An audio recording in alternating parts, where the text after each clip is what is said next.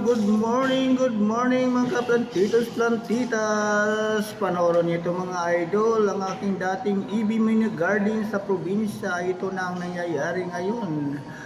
Wala nang kahalaman-halaman o kung meron man ay ito mga pailan-ilan na lang po. Ito ay nasalanta sa bagyong Udit ng kapanahunan guys.